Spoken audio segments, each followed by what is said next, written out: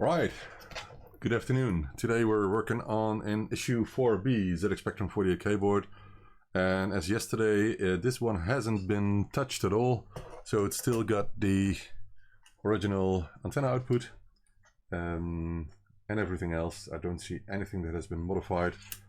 Even the power transistors here are non-standard, although they look like they're the same type as from Samsung, like the same with these transistors here.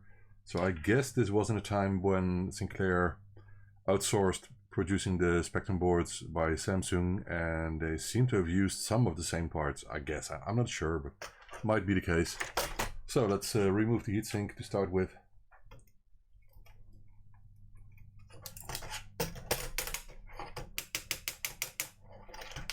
Alright. Oh. As always, I save those. I hope everything still works on this board. I have no idea. Let's open a window, as always. I don't have that much time because it's late in the afternoon, so hope to finish this quickly. Let's get the capacitors out. I even have some coffee here, so I have everything that a man needs in his life. Cappuccino. It's not much, but it's okay. Right. So I will remove the DC socket and the 7805, replace those.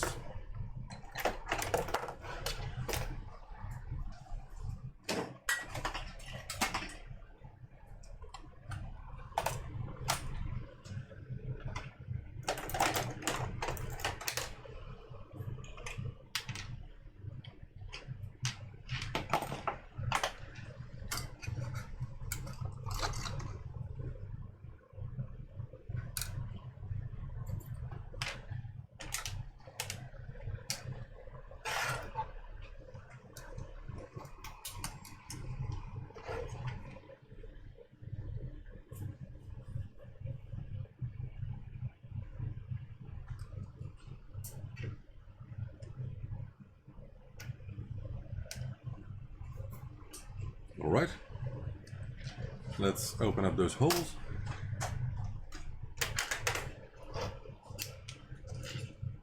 Oh, I forgot to clean my solder pump, but I hope I don't need to remove that much chips as I did yesterday, so we'll see.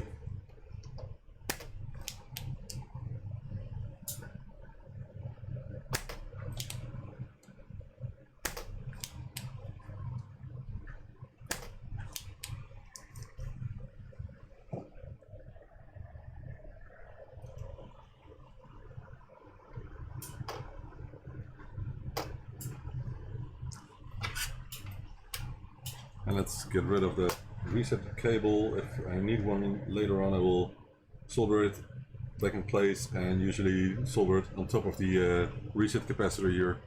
There are plenty of ways of getting that on the board, but it's in the way.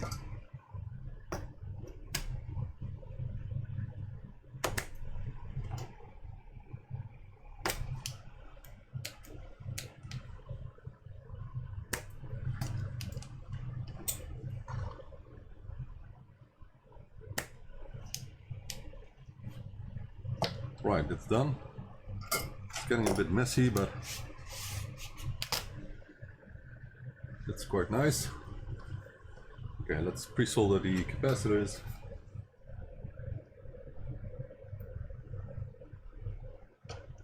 In the previous video, someone mentioned that when the capacitors are okay, why would you replace them? And I replied to that because I think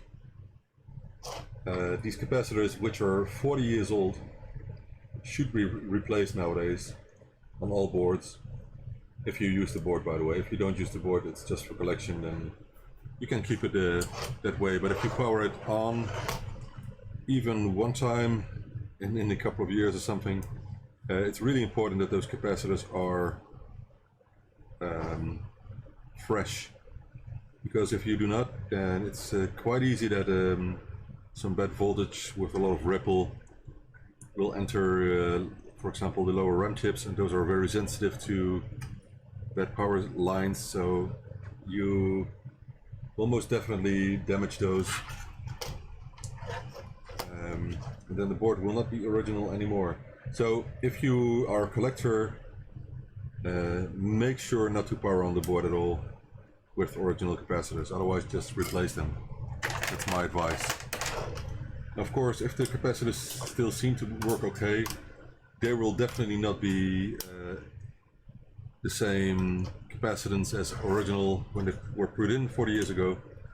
So I replaced them because they might still work, kinda, but they will fail in a couple of months, years, I don't know. And because I warranty these boards, the refurbish and repair work, I replaced them, so it's a standard procedure. It's not because I like to and I make money because of replacing the capacitors, it's just taking good care of these boards, making sure nothing else will be damaged.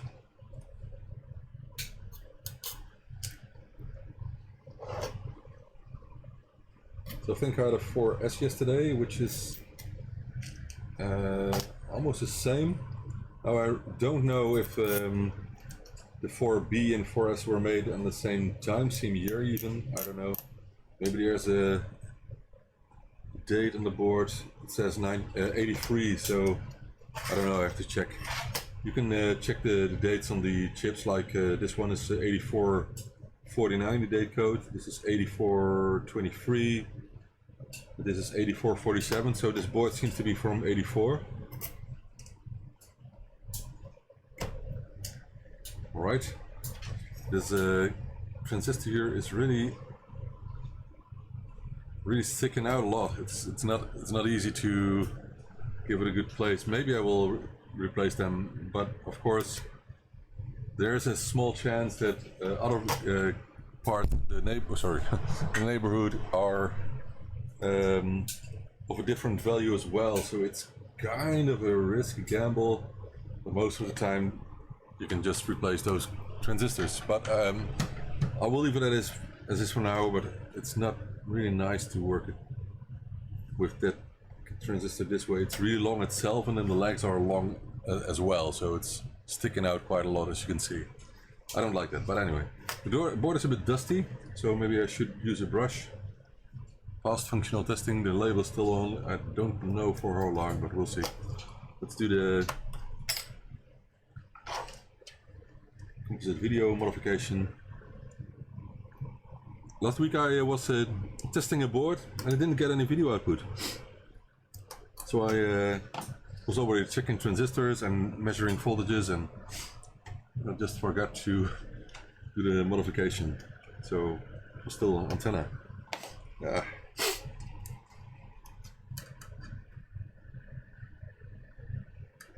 It was a pity. My bad.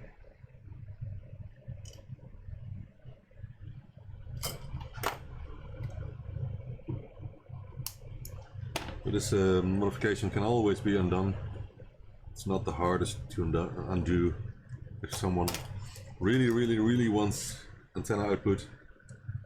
But I think out of like 1,000 Spectrum users, maybe only 2 or 3 like to have boards with antenna output. Maybe less, I actually don't know. I know that most people will just use composite video. Alright, so that's done. What else can I do? Well, let's solder in the DC converter, and then let's get rid of the pins of the capacitor that are still in.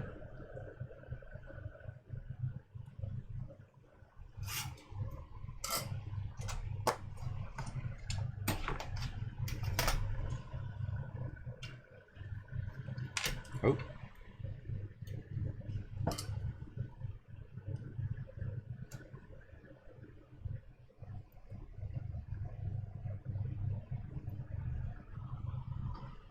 All right.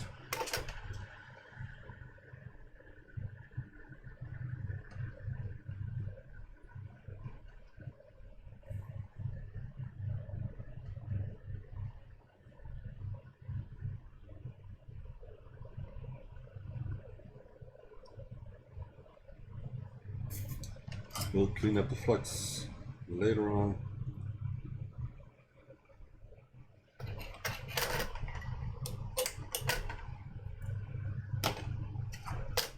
Right, I cut the pins from the DC converter because if they're too long it might interfere with the board, filling in the case, so...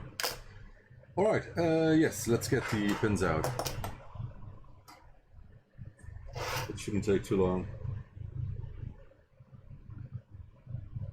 And this board has all the chips in place, like original from factory.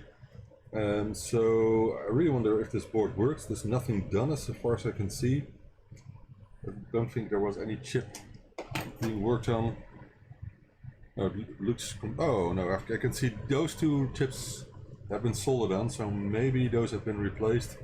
And this one as well. So these 4 chips, or 5, what is it? 1, 2, 3, 4, 5 chips are original. And these 3 seem to have been replaced in one time. Yeah, they have another date code. So 84, 45, 47, 47, 42, 47, 46, 46, 45. So it's a it's a mix of different date chips, but they are close to each other. I cannot tell if that has been done from factory, but I've not seen many boards that have been worked on manually from factory. Maybe only the diode modifications and so.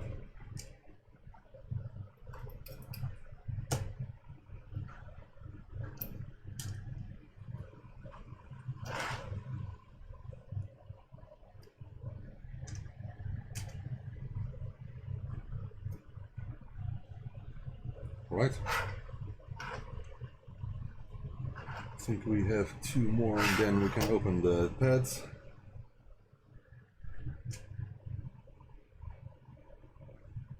Maybe today we're in luck and the board works by only replacing the capacitors.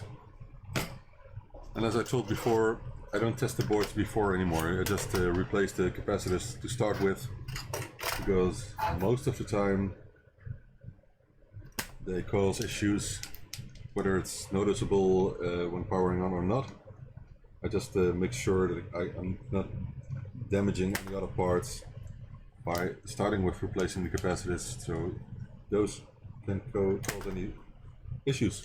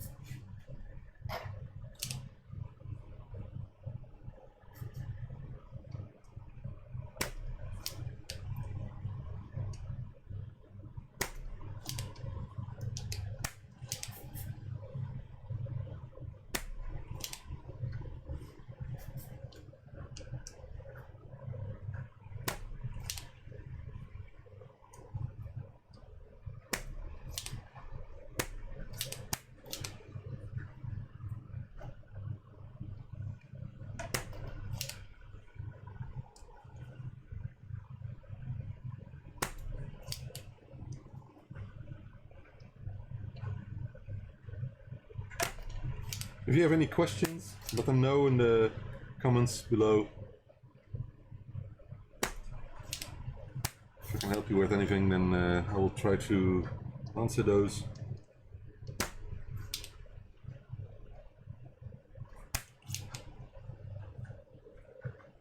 Alright, there's one here.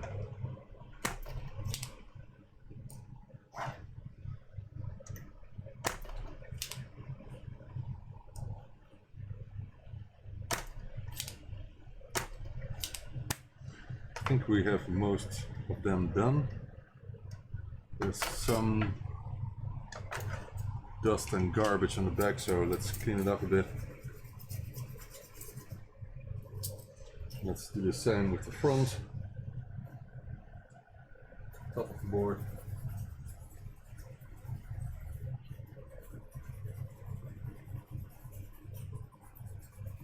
Do that above the trash can so dust will not get on the desk too much. Right, that looks a lot cleaner. It's a nice board. It's just no blue. There's one diode here which is blue, but that's not the blue that we're talking about, of course. Right.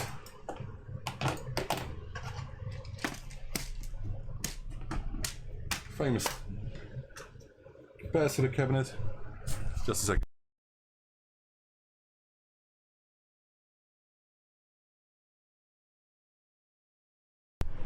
I'm back. Right. Let's get those in. And again, this is in issue 4B, so I will check the capacitor map for the correct values, which is on top of this cabinet here. So I guess this will be a 1 microfarad as well for issue 4B. Let's check. Yes, and aimed to the top. Then I guess that will be a 22. Yes, issue 4B aimed to the left. Shoot, yes. That is an issue, or in the 22, I think. It's a 1. Maybe 22. Right. Then 2 times 22 on top. I might need to use some solder wick here. All right.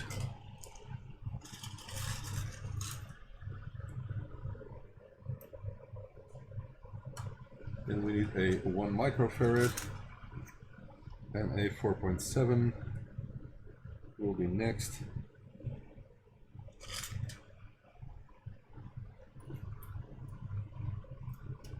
And again, the ridiculously big transistor is in the way. Might just can it go this way without making any short circuit? I think so.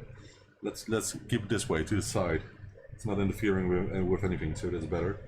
Okay, we need another 22 for here.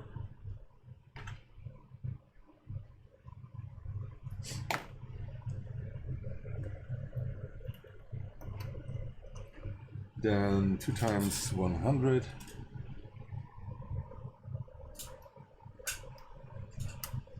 And these are all pre-bent, as you can see, which is easy to do with a tool like this one. It's just a simple piece of aluminum. It's from a heatsink from a Spectrum, as you can see.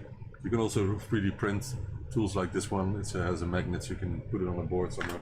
So that's what I use to bend them easily without taking too much time. And I really need to order more capacitors. As you can see, they're getting almost empty.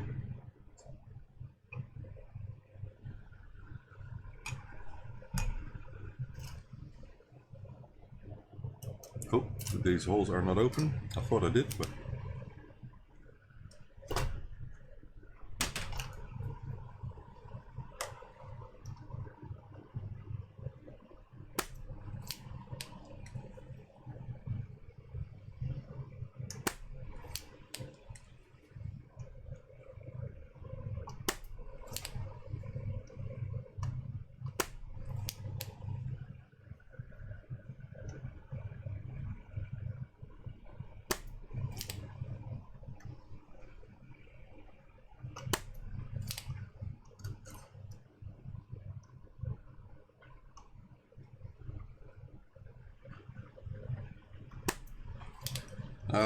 this one is always hard to open from the top, so I use another method.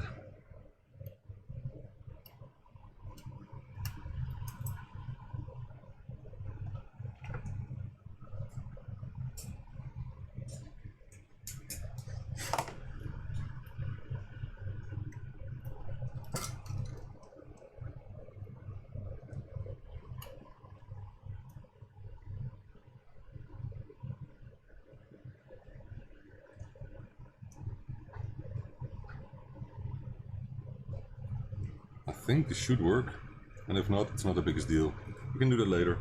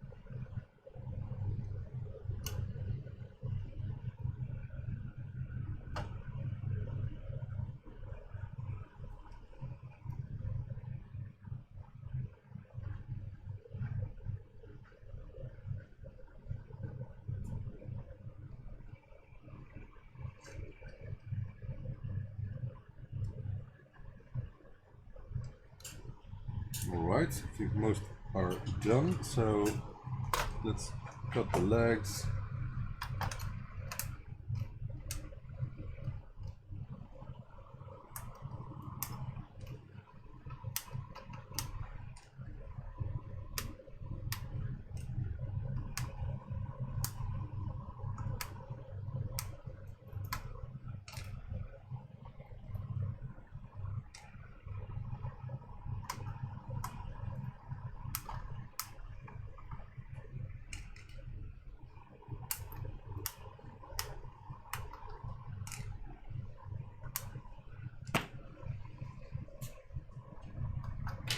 And then let's finish this one here.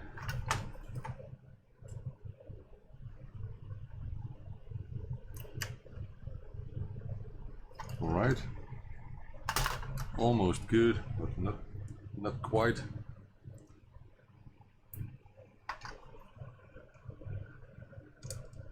Now it is. Yes. Right, let's get rid of this one here.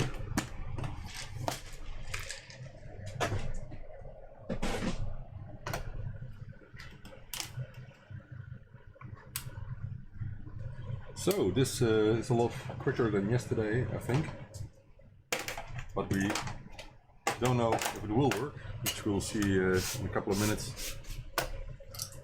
Let's reflow all the new pins so they make nice contacts to see. There's not much else reason for that, just like to make them look good.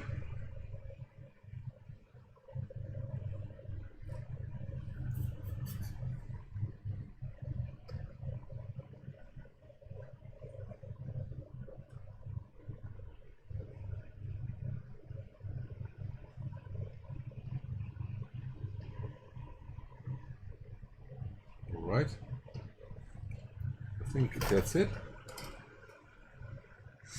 So again, these two and this one have been replaced, and looks like those have been reflowed by someone. Don't know why.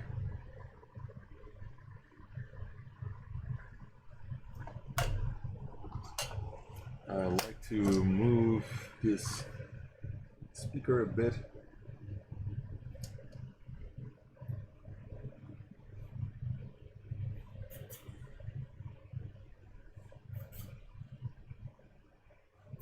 Right, so that's it for now, I think.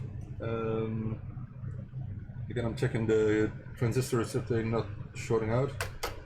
The pins, I think it's okay. Yeah, should be okay. And I think we can do a test. Not much reason not to. So these are the original transistors for the video output, which are non-standard. So those should be ZTX313, but these are some unknown type C945. So I think those are Samsung ones, but we can replace them. But often those prevent the composite video to HDMI converter to actually show the video output. So if they don't give any video output, I will replace them. I think we're done with everything else for now. Let's do a quick inspection if we're not created any soldered bridges that should not be there. Looks quite nice. So let's grab the cables, switch over to the test view.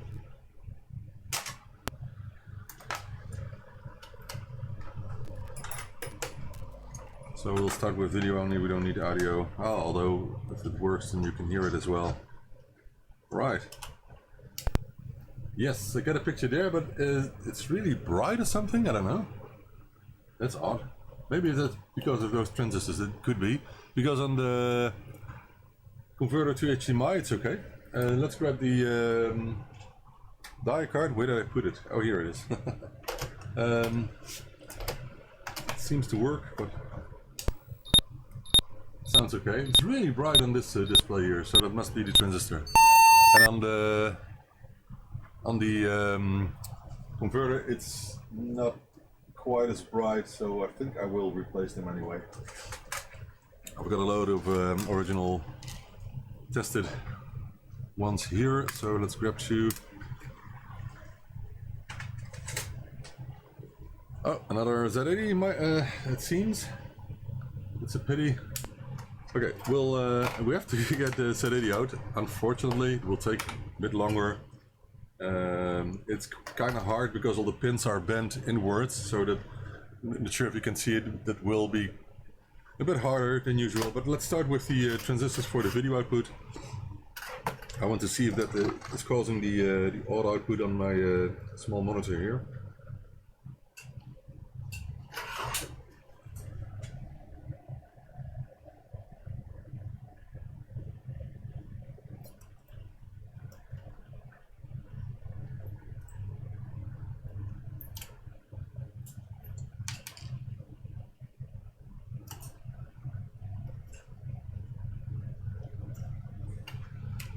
All right.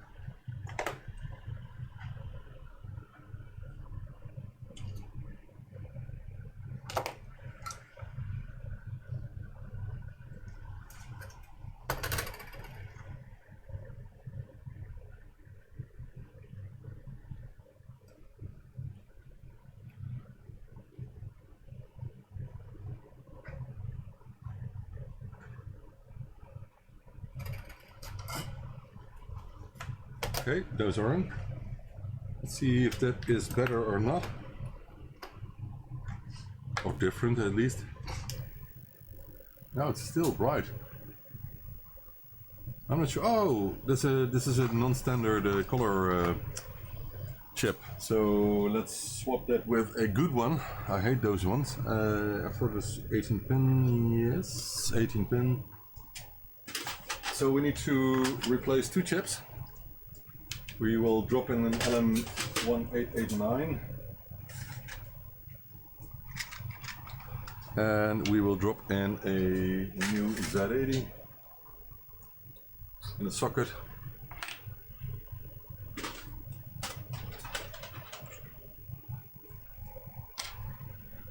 So that's most probably the culprit here.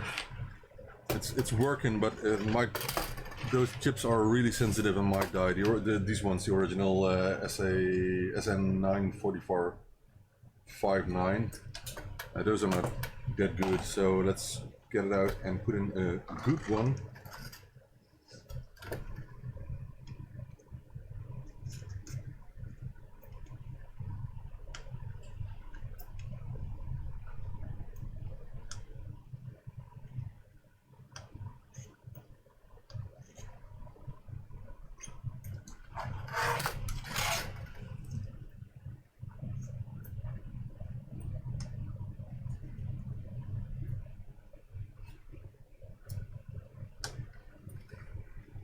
I really wonder if this will change the bright output or make it normal. Although it's never really normal on the Spectrum, it's still kind of compared to normal composite video, but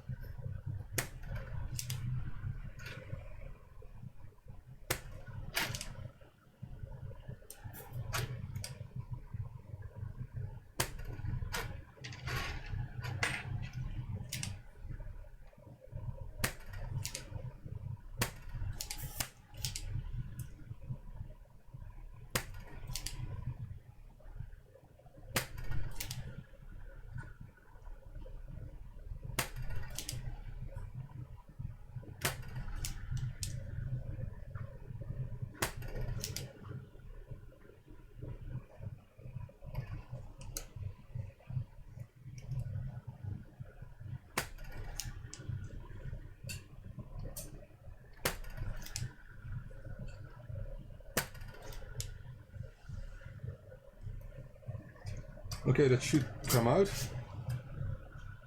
Let's see from which side we'll try that. I think from here. There it is. So these are the cheap kits, and they often fail. I will drop in a better one.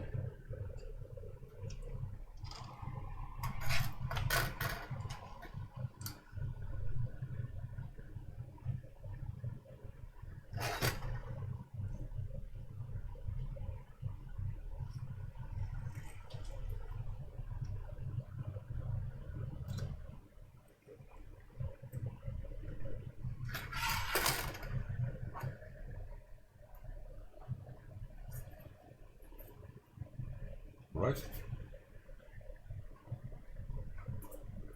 I have to clean this up because I cannot see if there are all maybe solder blobs or something still remaining.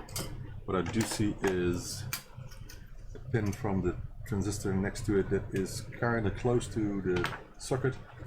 So that's one. We'll clean it up in a minute. And let's get the CPU out, which is kind of a pain because all the pins are bent as I told. Let's see how quick we can do that.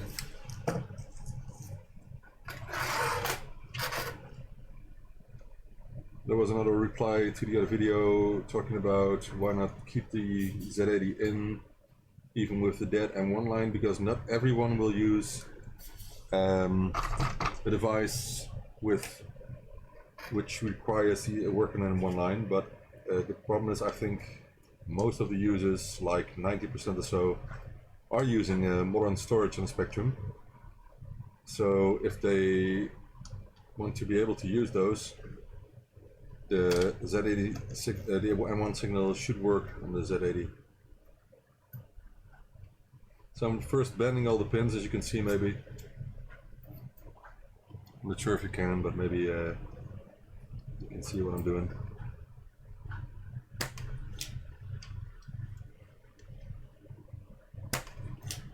It's a hassle, but if you do it often enough, it's getting easier.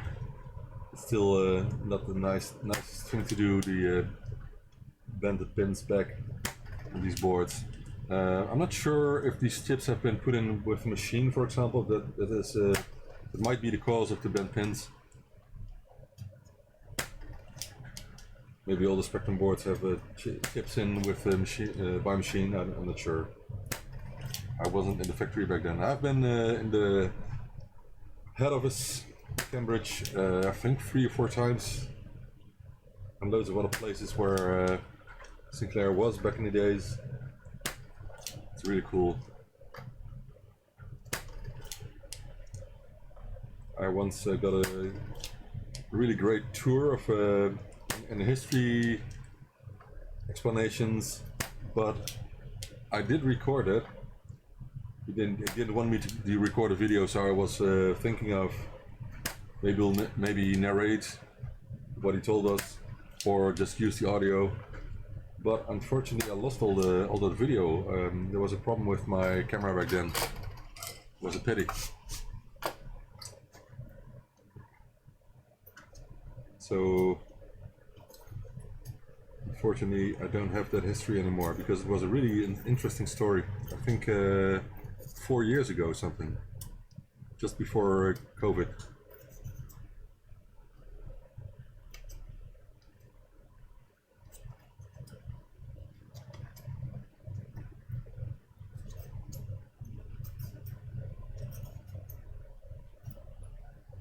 So this should come out quite easily, as I can see.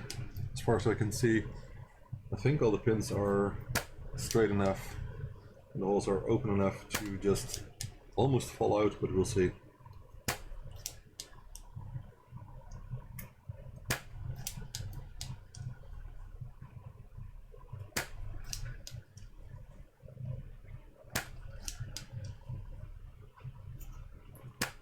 And yesterday's video didn't show what I do afterwards, because all the testing still remains after doing the refurbished work. It's quite a lot of time, like 20 minutes or so, and then keep the machine on for half an hour or an hour to measure the temperature of the ULA chip and see if it's stable. But I do test the ULA chip first, so I don't remove the socket and put a heatsink on before I do all of those tests, because if you have a bad chip to start with, it would be a waste of time to solder it in the board. But it's a standard procedure, so first test and then remove the socket, because it won't fit with a heatsink in a rubber key case if you keep the socket in, hence the socket isn't removed. Okay, that looks quite good, but let's see if it agrees with me. Oh, that was easy. Wow. Oh my god, look. Sorry, chip. Nice. I'm getting handy in this. That's what you get if you do it by on a daily basis. Just that I don't always record it, and it's mainly because I recently upgraded the recording setup. So with all the converter stuff and Stream Deck and so.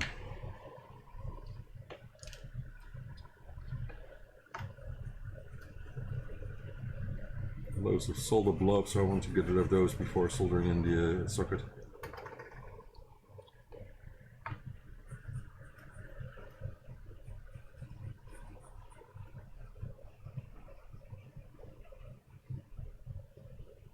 Alright, let's clean some of the other parts. I can switch off my ventilator, it's a small button here. I printed this recently, by the way. I had a grey one, but I reprinted it because I modified it a bit. It's really useful. has a 12 volt input. I put in a new Arctic F1 silent ventilator, so you cannot hear that one, but you can hear the other ones. Although the filter on OBS is really good, so most of all the fans that you normally hear are filtered out, so you can't hear them, but I can clearly hear them. It's with modern algorithms.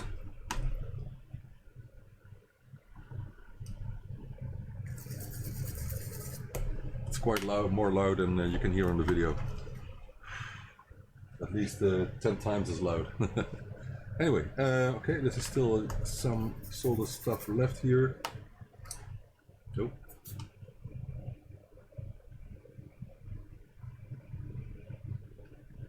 That's better. So sometimes a blob will stick on the board and that can cause problems, obviously. So we want to get rid of those as much as we can. That's a lot cleaner. The sockets that have, the chips that have been in place haven't cleaned at all. It's a pity, so let's do that as well. The RAM chips. As long as there's brown here, it's not clean. The only problem is that the most of the Sinclair boards have a solder mask that easily dissolves in alcohol as well, so you will rub off some of the solder mask as well, which is a pity. I have some spray for that to put on a new layer, but sometimes I put it on.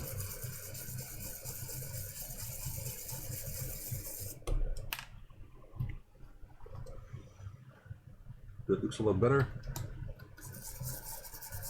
So there are blobs of solder in between the pins here,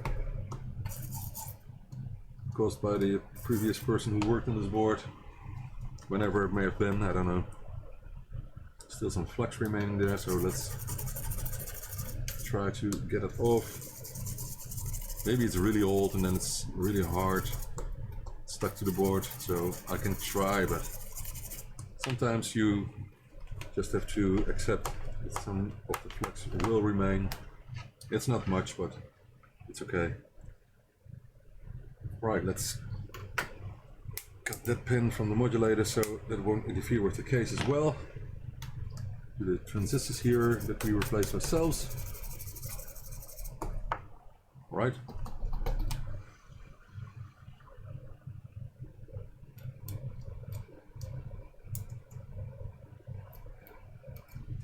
Then let's get to the other side and do the DC circuit and DC step down converter.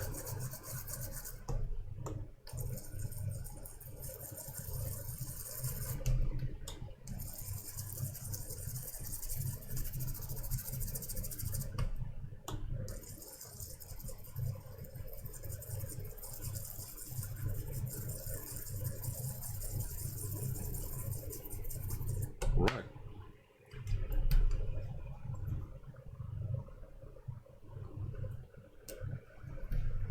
Yes, it's quite nice.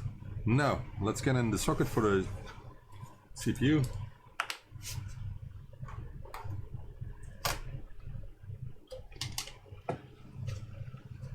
Let's clean up a bit, because it's really getting ugly.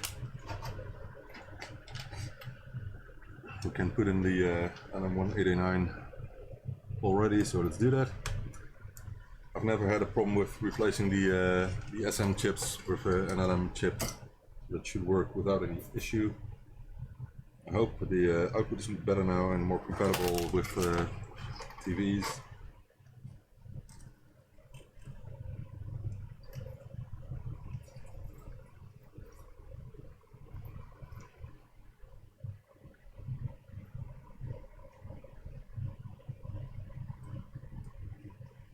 Right. So that one is in. Let's clean up that as well. Oh, that was my last piece of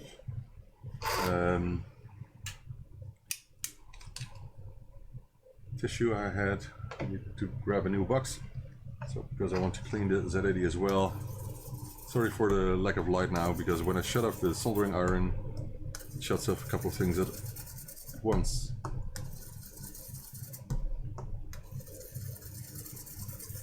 I might change it, so for video the light will stay on. We'll see.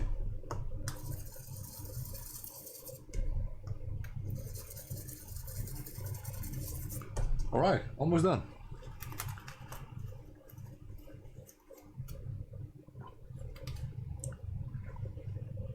One more thing to clean, and that is the edge connector,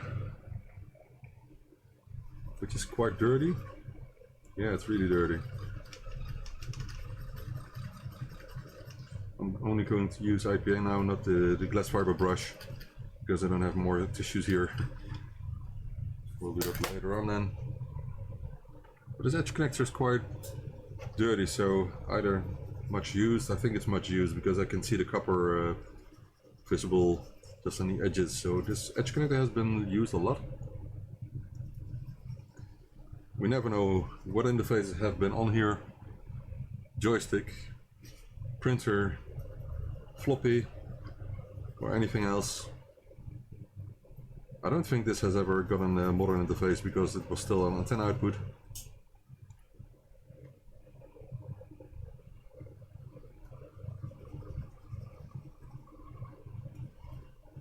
Still a bit dirty, but this will work. Alright. Let's make some space.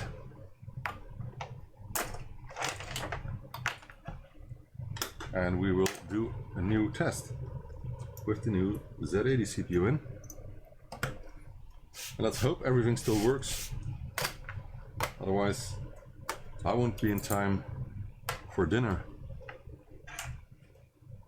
Alright, what do you think? It is powering on, it still is bright, so I really don't know what's causing the bright levels. I don't know, but on the converter side it's good.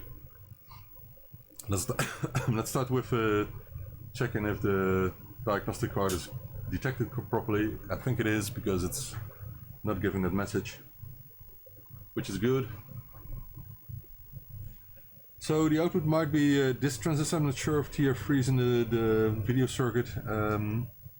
I can try if I can find what's causing the bright output here. I'm not sure if you can see it, but it's really too bright. I cannot move the camera, unfortunately, but it's not a big deal. So this is working completely fine. That's nice because we're just in time. So it's great. This board is done.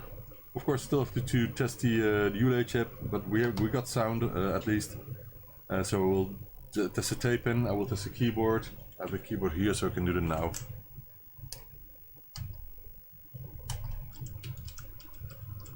Oh, let's do some key clicks. Because why not? Because we can.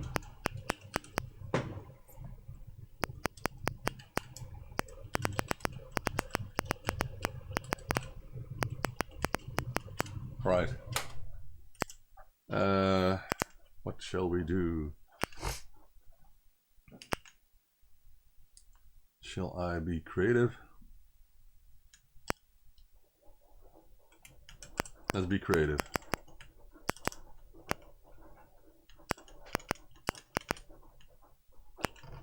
Oh.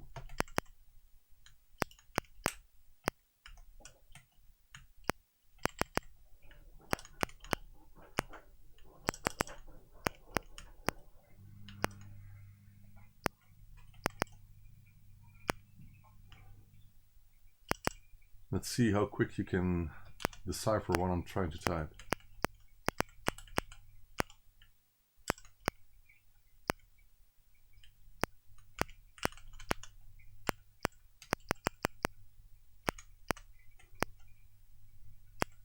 This is really awkward typing it this way. What we'll try anyway.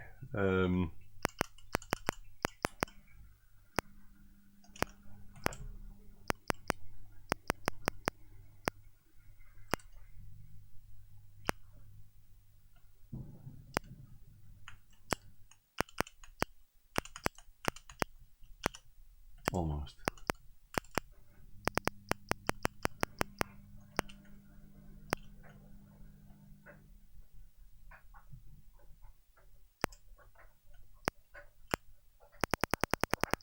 Why is there a dollar sign in there.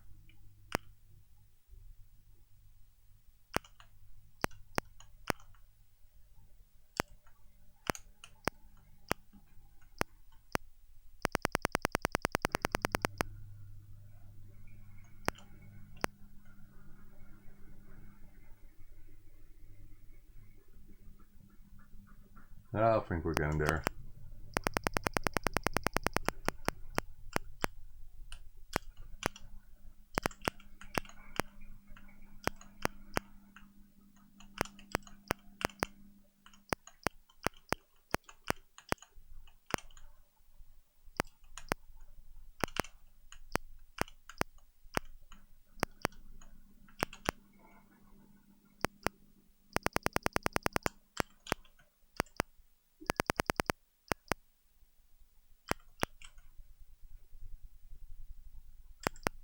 It's really hard to tell if I'm doing it correctly, but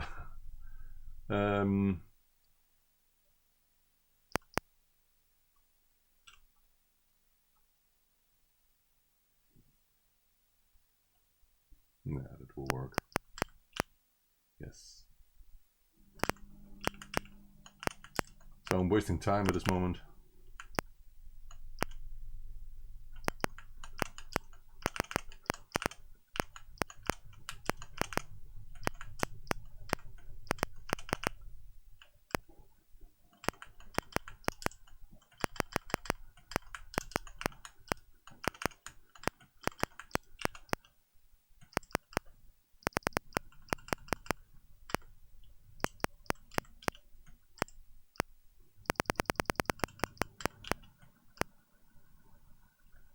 Yes.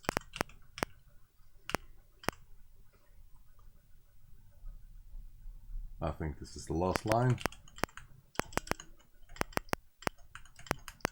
Yeah, this lesson is about how to waste time.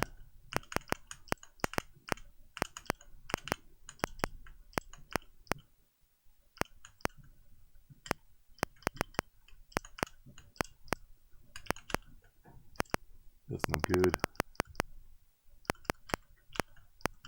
That's not good at all. It's almost good.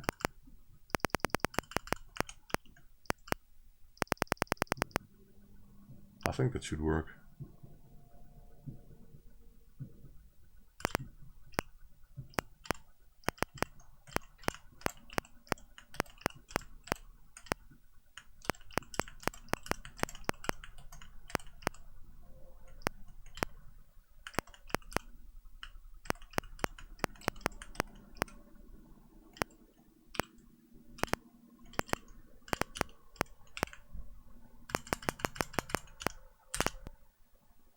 Almost. Ah, that's bad.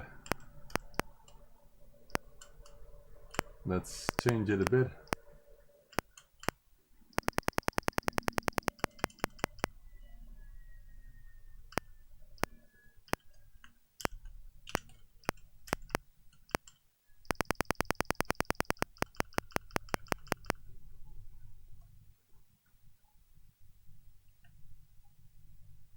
Yeah.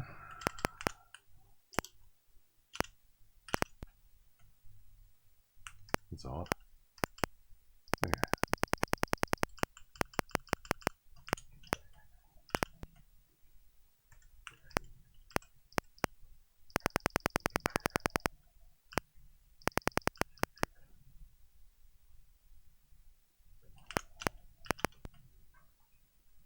Yeah, we're getting there.